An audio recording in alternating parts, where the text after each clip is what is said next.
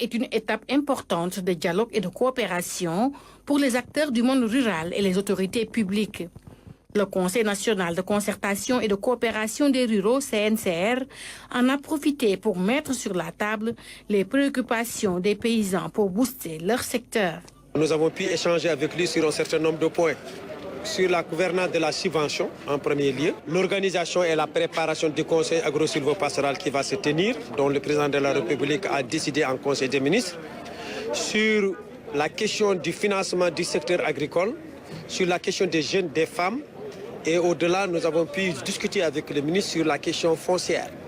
C'est un certain nombre de points que nous avons pu échanger avec lui et on est arrivé à des conclusions qui nous amèneraient à signer un mémorandum entre le ministère et le CNCR sur la préparation, fondamentalement, sur la deuxième question, particulièrement sur le financement, sur la question foncière, par le biais du CRAFS, le ministre est prêt à porter notre plaidoyer, effectivement, par ce biais.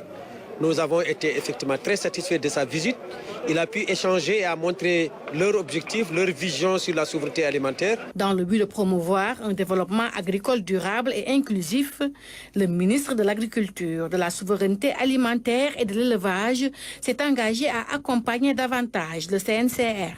Notre pays importe 1070 milliards de francs CFA en denrées alimentaires contre un budget de 7042 milliards. Cela montre l'importance de s'acharner, de lutter pour la souveraineté alimentaire.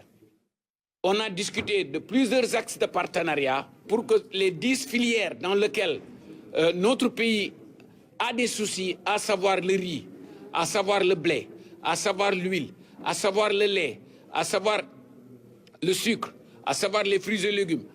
Toutes ces filières-là, nous nous sommes engagés d'organiser des journées de réflexion de stratégie avec l'intersyndicale de ces filières-là dans le souci d'élaborer des stratégies ensemble que l'on va mener à bon port.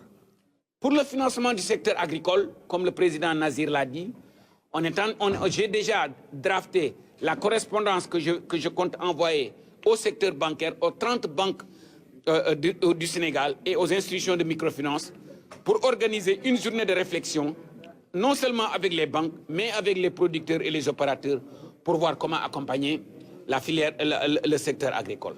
Depuis 1993, le Conseil national de concertation et de coopération des ruraux œuvre à influencer les politiques agro-silvopastorales et halieutiques avec l'objectif de catalyser des réformes cruciales pour les exploitations agricoles familiales au Sénégal.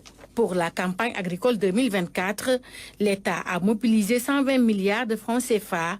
À cela s'ajoute la réduction de 22% du prix de l'engrais et la gratuité de 35 000 tonnes de phosphate.